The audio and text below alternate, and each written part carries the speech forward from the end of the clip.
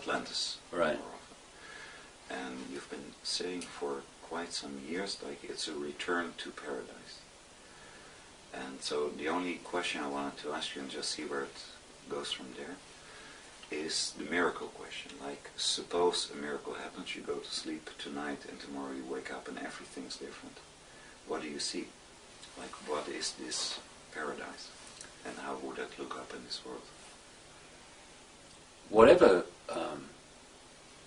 a reality, as what we call a society is a reflection of the consciousness that created it, the consciousness that is interacting with it and changing it second by second. So we live in a world today which is about limitation, it's about control, it's about suppression, because humanity in general is in a state of consciousness, some might call it unconsciousness, which has a perception of self and the world that's based on limitation, on I can't, and has this missing vertebrae in the neck, so that people tend to look up to other people on pedestals and give their power away to them, be they politicians or bosses or scientists or whatever. And thus the world we live in today is a reflection of the collective consciousness. Oh yes, it's manipulated to go into a suppressed state, but at the point that that consciousness expresses itself in its perception of reality and self, it manifests a world that reflects that, that expresses that. So any miracle question, any different way of living will depend on the level of consciousness that's involved. You know, if we, and I'm absolutely convinced we will, as this transformation we're going through unfolds, we will eventually reach a level of expanded awareness where the idea of imposing your will upon others, the idea of for someone to win, someone must lose, for me to achieve what I want, I must trample on others on the way. The idea of scarcity, the idea of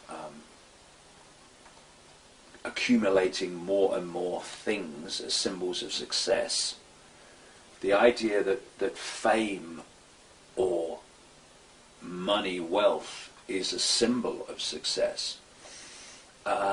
All these things would express themselves in the society that level of consciousness would create. Is it something you have a picture of?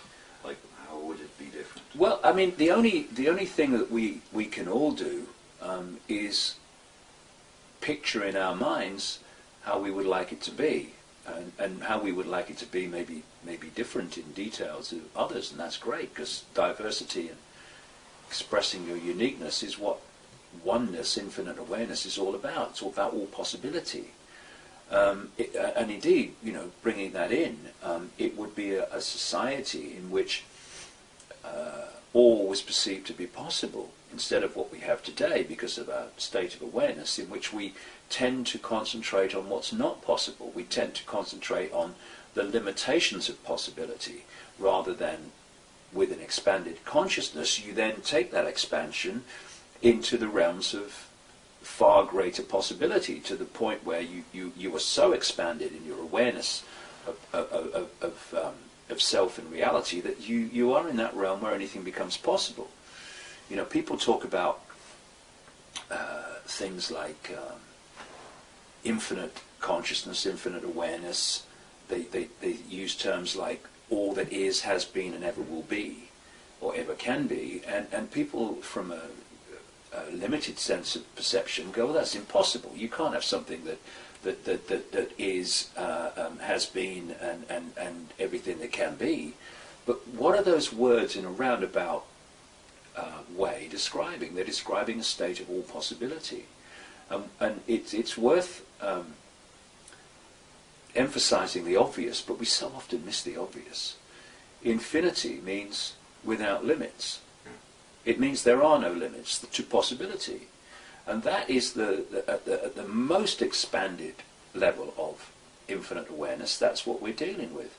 And the closer we get to that, as we expand out of limitation, or sense of limitation, which becomes experience limitation, then the more possibilities are available to us, because we're opening to that level that sees the possibilities. And so in the society that I would envisage liking to experience is one in which we came into this world when we choose, when we left this world when we choose. Not because some disease has taken us over and said, you're out of here now. On a deeper level, we might even have chose that, who knows. But I mean, consciously, okay, I'm off now. And it's like, it's not, oh, he's going to die, oh, what's going to happen, I must call a doctor. No, it's like, I choose to go. Because once you start to expand consciousness to the level I'm talking about, then the limitations of this world of density also start to fall, because as you expand consciousness, everything vibrates quicker, and things are not as dense and therefore apparently limited as they were before. So I would envisage a world in which even the body was nothing like as dense as is now, which means you can do so much more with it, where instead of... I remember this experience when I took for the one and only time a psychoactive drug, actually 1.5 times, called ayahuasca in 2003. And this voice spoke to me in this altered state of consciousness for about 5 hours about the nature of reality. And one of the things it said was, talking about the infinity of everything and us and the illusion of apartness, it said, why do you fly in aeroplanes when you are point A and you are point B and you're everything in between? Why do you fly through yourself? All right? And it's kind of like, well, what? But actually, that's what I'm talking about. So things like Beam Me Up Scotty, which are perceived to be some kind of technological thing. And I'm not saying it's not possible technologically. It is. But I see the society is so expanded in its awareness of possibility, it goes beyond that. And basically, what it thinks, or where it thinks to be, it manifests. It can move from here, it can move to there, just purely through its own, not even mental state, but its own consciousness. Because once you realize that this world of apparent apartness, this apparent limitation is illusory, and that when you see it from the level that you can see it from a higher point of perception, then you wouldn't see apparently empty space between this wall and the carpet and you and me. You'd see vibrating energy. It's one field, and in so many ways it's like an ocean, and then you see the white caps on the waves of the ocean. It's different to the rest of the ocean. It looks different, but it's still the same ocean.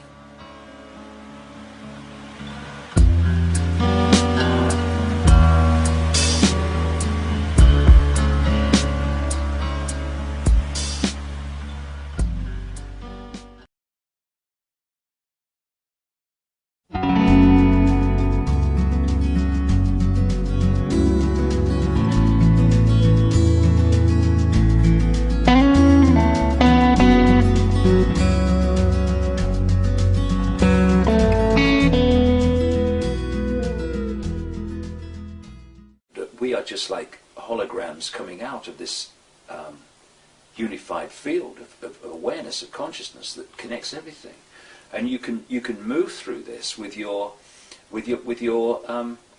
sense of awareness. You can move through this field. You can move your point of attention through this field, and so at the moment, because my point of attention is being focused in this reality through this what I call body computer, my attention is here, and so at this point I am sitting in this chair. But if you go to a much more expanded state of awareness, where you go beyond this level of density, then you can move your point of attention from here to the other side of the room, and suddenly you're over there now. And would there still be a David Icke then? Well, the question is then, what is David Icke?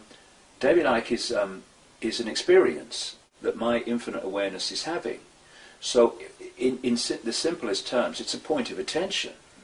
You know, it's another version of moving my point of attention from here to the other side of the room in a higher level of awareness, and suddenly he's just moved across the room. How did he do that? Because he moved his point of attention.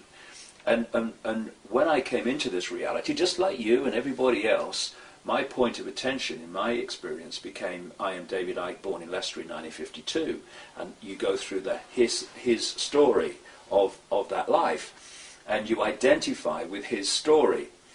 But as you tease your mind open and you start to see the greater level of reality and possibility, then you start to not dismiss that which is David Icke. He's my experience, but I know that he's an experience. Not that when I talk about he, it is a name for an experience, and that when I choose to leave this reality, people might say, "Oh, that David Icke's buried there." Yeah, no, there's an experience, and the name for an experience is buried there. Like you described with your mind. Me, I'm out of here, mate, because I'm eternal awareness. And once you break out of this sense of I am my job, I am my name, I am my income bracket, I am my race, and all these things, then you do start to move into a completely different level of self-perception, self-identity, and continuing the question of what would it be like, or how could it be. It's like that has moved on in a vast leap of expansion of awareness, and therefore we're in a state where we are creating what we want whenever we want it, because when you look at physical things, what are they? It's an energy field of information. That sofa is an energy field of information, just like you are, I am. That glass, it's an energy field of information.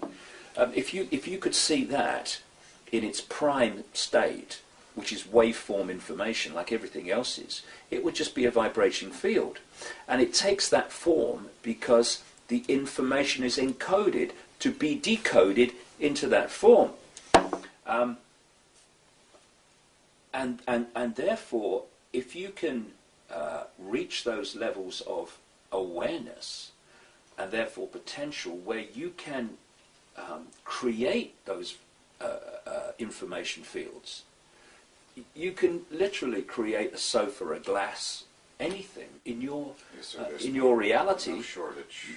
There'll be no scarcity then, you know, because you can manifest it. And there are some people, as I'm sure you've come across, there are some people around the world. I've spoken to one or two who have actually been through experiments where this manifestation, even in the apparent limitation of this reality now, that they have manifested things out of the unseen into holographic reality. And it's like it's a miracle, but it's not. It's the natural way and the true potential that we should be expressing. So in this world that we're talking about, that is massively beyond the level of awareness and therefore potential and for creation that we are now, then it will be one in which we are manifesting what we want when we want it. There's no need for told what we want. No need for money. No need for money. It's like I want to buy. I'll give you some money to buy a sofa, and you go. Okay. Why would you? It's all right. I got one. Okay. Don't need your money, mate. I got one. See it? Do you like it? I thought of it myself. And I know that people coming from this world that we live in now, they'll go, that's ridiculous, that's impossible. It's not. It's the way things were meant to be. It's not that we've not grown into that level of awareness. It's that we've come down from that level of awareness and into a sense of I can't. And the world that I'm looking at, from the question you asked, is one in which all this becomes possible. There's no need to fight someone to get what you want. You can manifest it. Therefore, without scarcity, there's not battles over have-nots and haves. There's not people that dominate others because they've hoarded all the money. It's a completely different world. Can you elaborate on, like the sofa example, like how would things be different?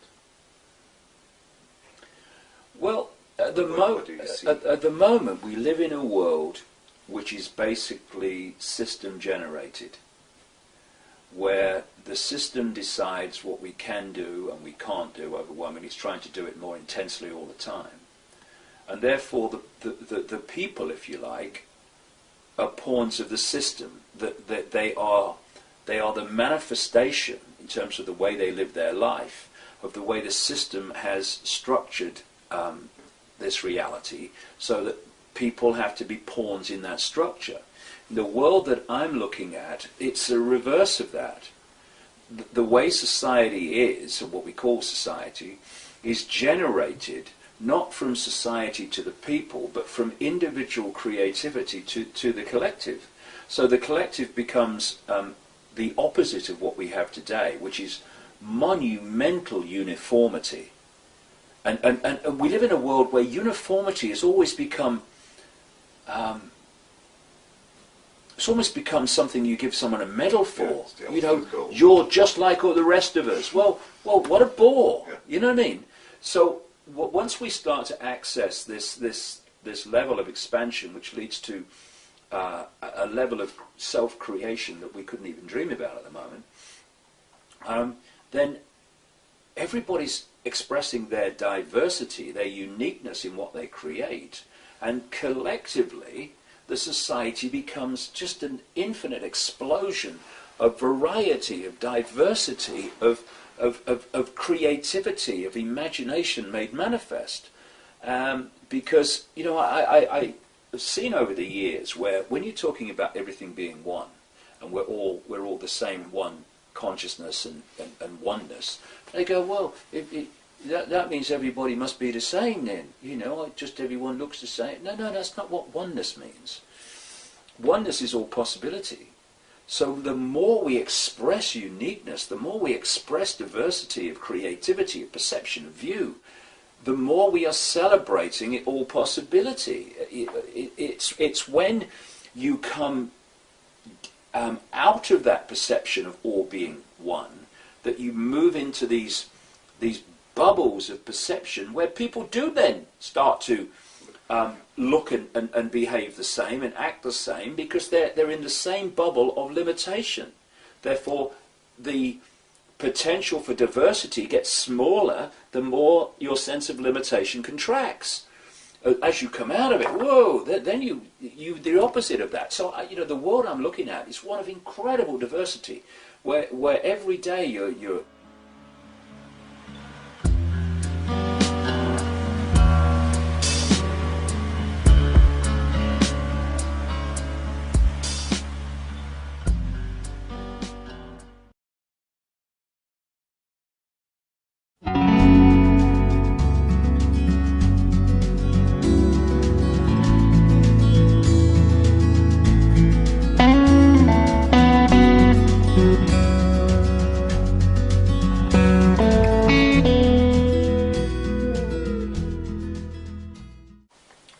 what's going to happen today? What we're going to create today? What can I create today? It's in the simplest terms. It's like a canvas. It's like a canvas of consciousness, and the artist, individually and collectively, is constantly changing the nature of the picture on the canvas. It was a film which came out some years ago, and basically came and went. And I thought it was absolutely brilliant. I guess it's because where I'm coming from and what I'm interested in. But it was, it starred Robin Williams, and it was called What Dreams May Come. Yeah? Where, for people who haven't seen it, when these people died, instead of disappearing, which is what most people fear, they went into another level of awareness. And in that level of awareness, which was far less dense than this so-called physical world, what they thought, they manifested. Their consciousness was constantly changing the landscape. It was constantly changing the canvas of their reality.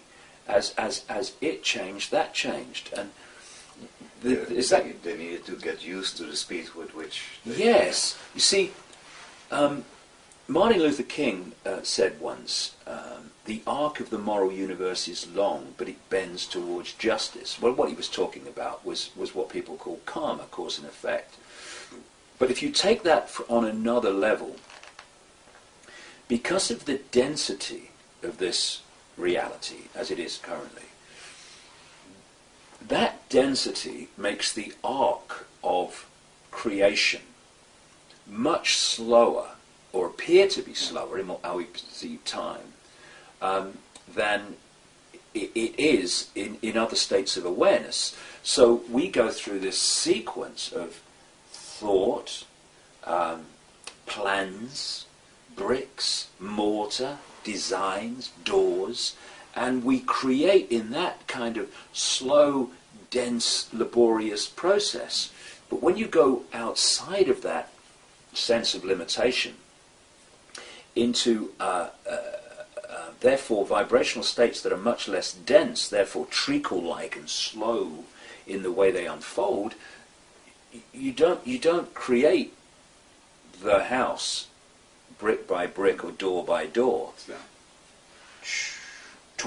Gotcha. There it is. Because what is a house? Same as the glass. It's an information field, which we put together very slowly because that's the nature of this density. But actually it's an information field. And if you can manifest through the power of your consciousness that information field in totality, then you are able to create it as a whole. And then you go into the house and you think, I don't like those doors. Okay, yes, like those. And it's a completely different level of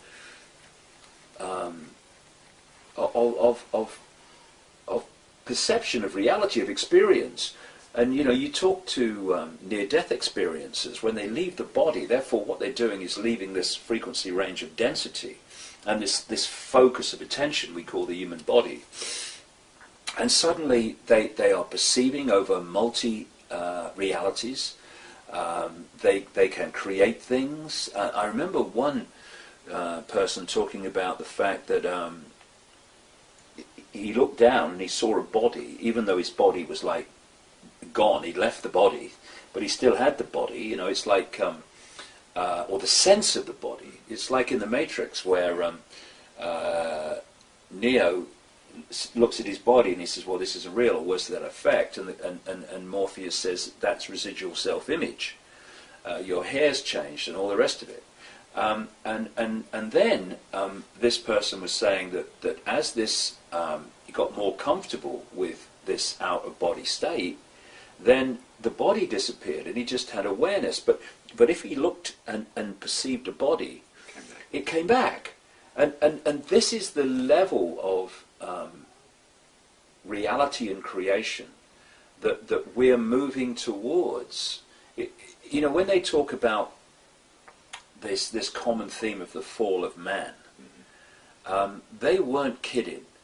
The fall of man was down into a greater sense of density, what we call man, humans, a greater level of density, therefore sense of limitation.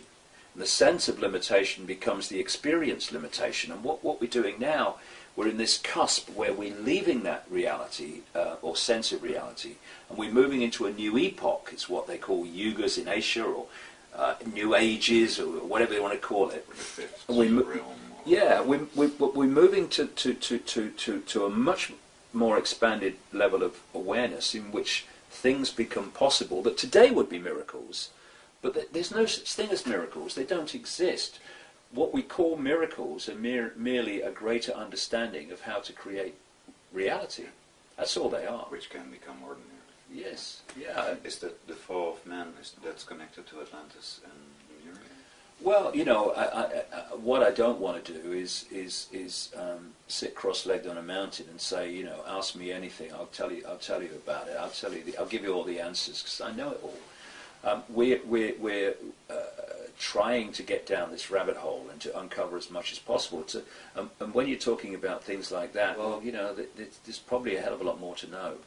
But the way it is described, and certainly the way that the various ancient cultures describe what some people call the golden age before the fall of humans, the fall of man, it was this far less dense, more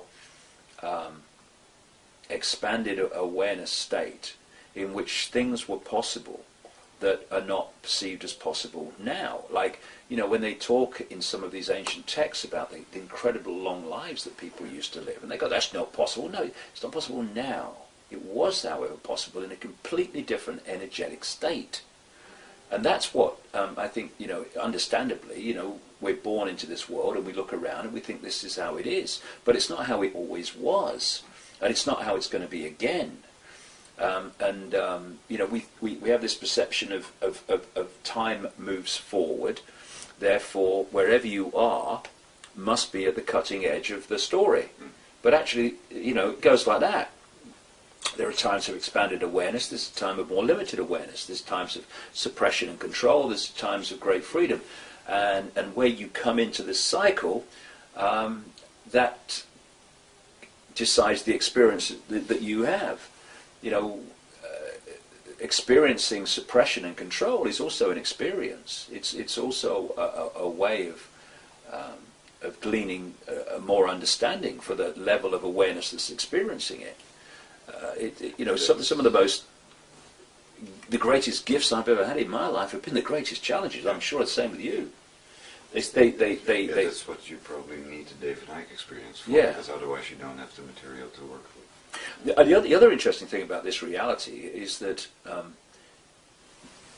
because your state of awareness dictates your resonance, the vibrational state, outside of the realms of form, there is a vibrational difference between different states of awareness.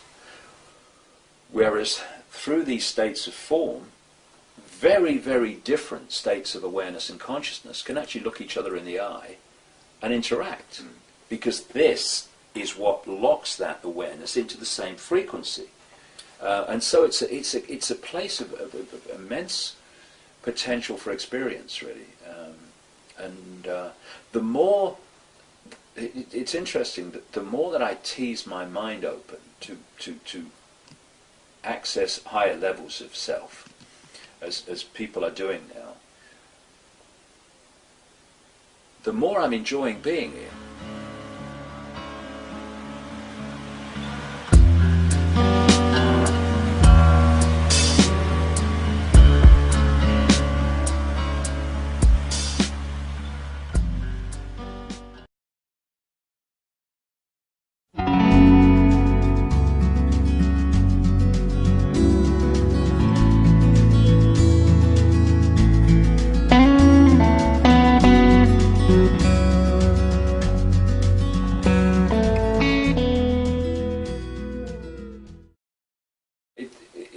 You'd think, oh God, I can see what it's like out of this body. I want to get out of here. I don't. I'm enjoying it more now than when I was earlier in my life. Looked around and it was. I wasn't enjoying life like I am now. Does it have something to do with what you said last night about acknowledgement? Acknowledgement in. You said, to you, acknowledging something was the key to I remember now. I found that in my life that a lot of the experiences we have are giving us the potential to remove the onion rings of programming, to free our minds to open to a greater sense of possibility, reality, self, consciousness and all that stuff. And what I found is that if you acknowledge something that's limiting you, it goes. It's like, you know, they talk about subliminal advertising and subliminal images. Well, subliminal, literally, I understand, translates as below threshold. It's below the threshold of the conscious mind to see it. Now, when it's a fascinating thing. When I first realized this, it was like, whoa. When you look at a subliminal advertisement, you 95% of the time cannot see the subliminal. You only see what the conscious mind can see. But of course, subliminals are there not to talk to the conscious mind, talk to the subconscious mind, which then filters through to influence the conscious mind, where the conscious mind thinks it's having its own thought. It's absolutely being implanted through subliminal messages. And you look at it and you can't see it. And then someone points it out. Now, from the moment someone's pointed it out, every time you see that picture, the first thing you see is the subliminal message. It's extraordinary. It is. The first thing you see. Why? Because it's gone from below threshold to the conscious mind. The conscious mind has acknowledged its existence. At that point, that subliminal ceases to have influence as it did before, because now it's no longer, if you like, secretly communicating with you. You can see it, you've acknowledged it. And in the same way, when we have patterns in our lives, this is why taking responsibility is such an important road to freedom.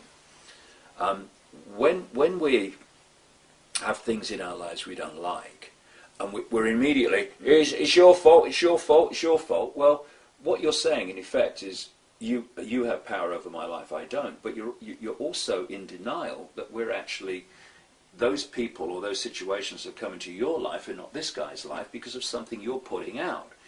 Now, when we take that responsibility back and we say, okay, I don't like what's going on, but there's something that I'm putting out that's drawn this in, or there's something that I need to experience, and acknowledge that experience, that understanding of what that experience is telling me, because it's trying to give me something and it's trying to show me something, or it's an expression of something I'm putting out in another way.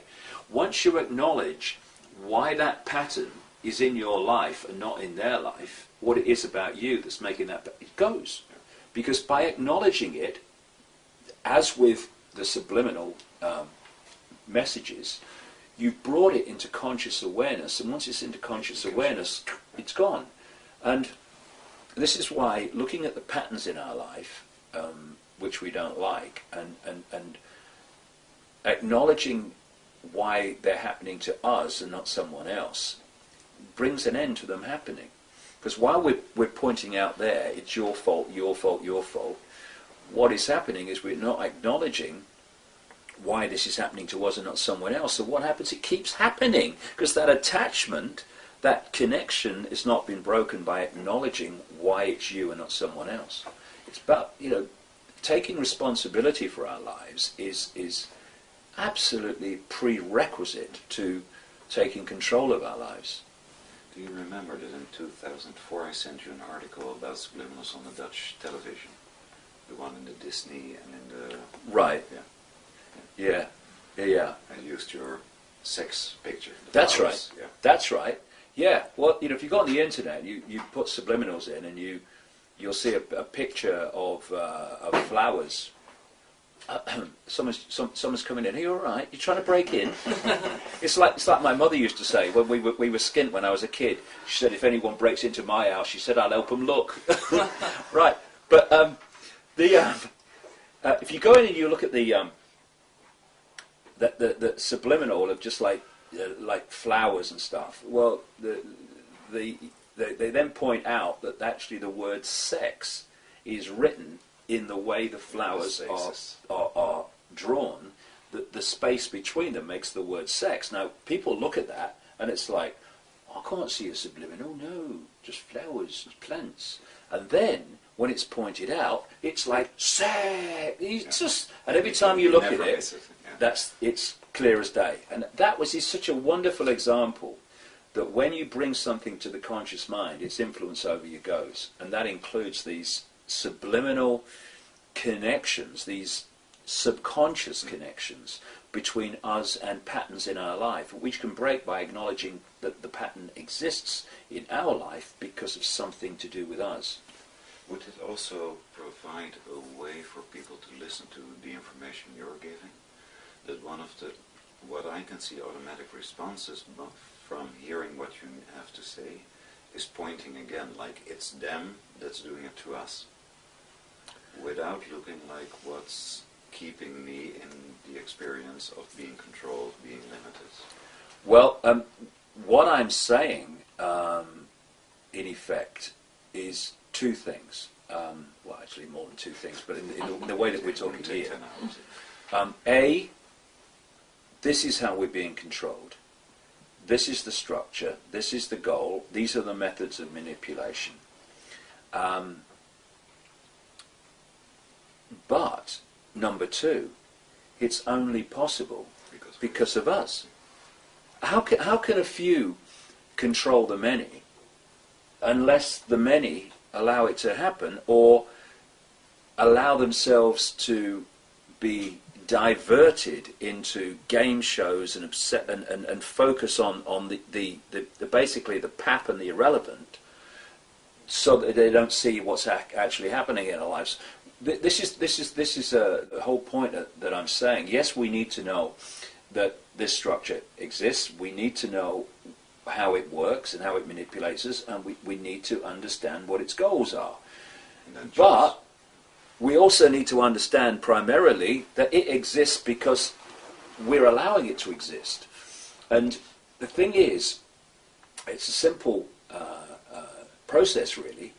If the majority give their power away to the few, and a lot of it is give your responsibility away for the few, instead of how could I have let this situation happen, it's, hey, it's that political party, it's him, get rid of them. No, hold on a second. They collectively, this control system is a manifestation of some state of collective human perception, awareness, whatever you want to call it. And therefore, when we move to another state of awareness, and a massively part of doing that is to take responsibility for things collectively and individually in our lives, then that control system will cease to exist, because the foundation that allows it to manifest, which is humans giving their power away, will have gone.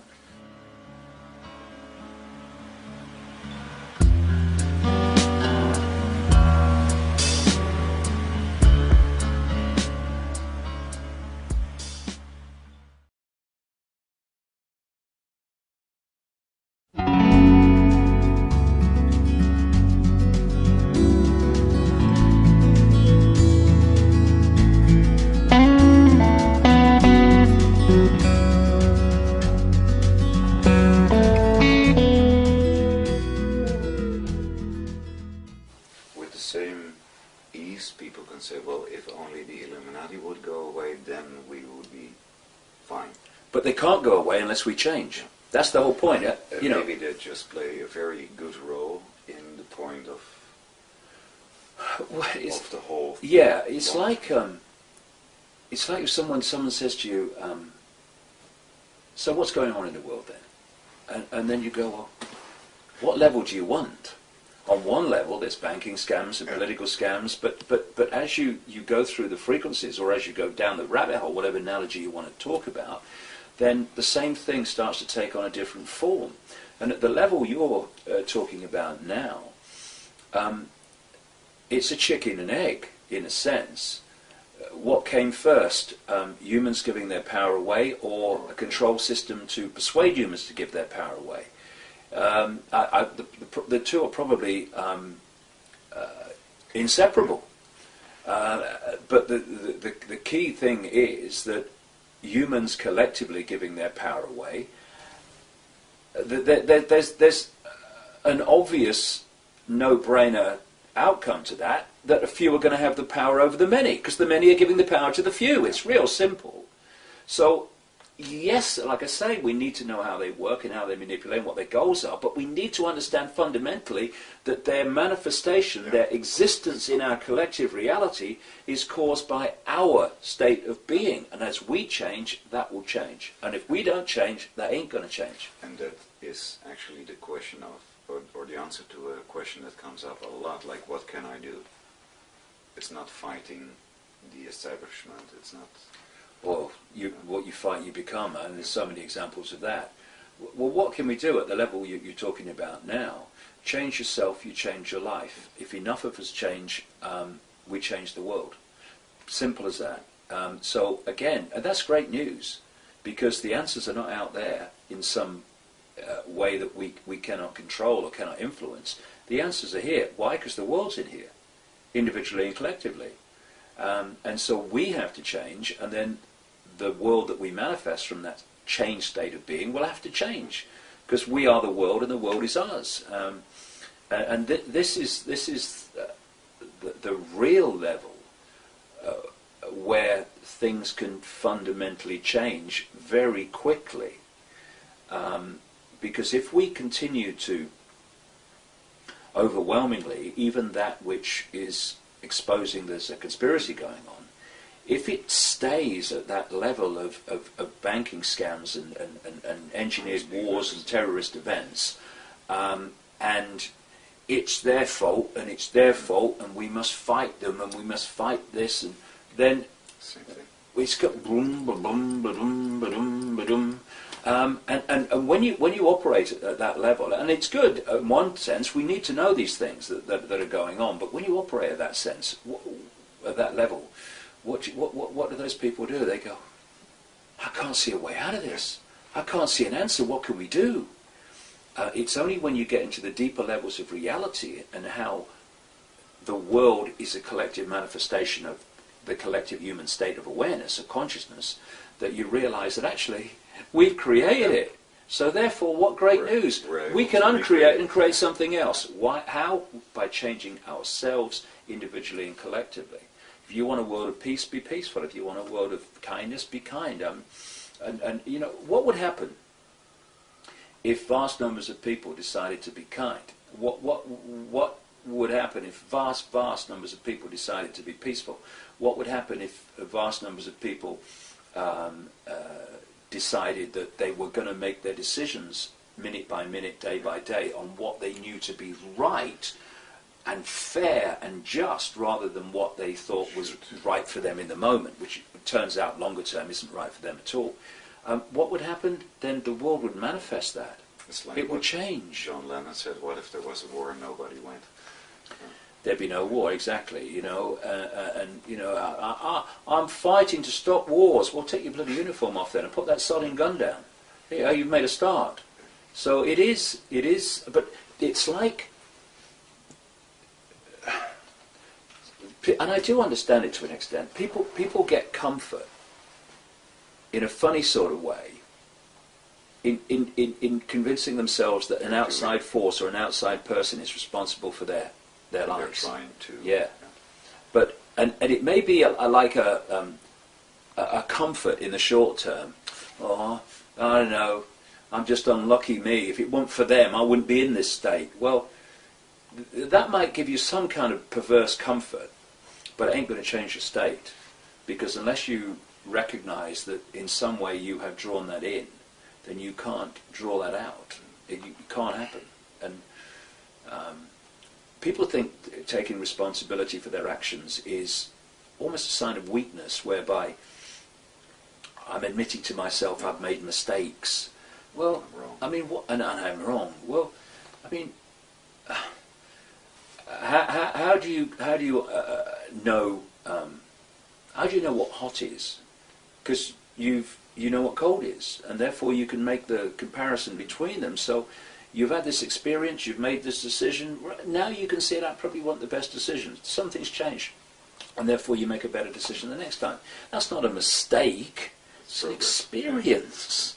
It's an experience, and if we see it as experience rather than a mistake, then we stop putting ourselves down and seeing ourselves in negative terms because of the way we've lived our lives. I mean, who are the best people to help those that are addicted to drugs or alcohol or whatever? Those that have been there. Some guy with a book who's been through university or read about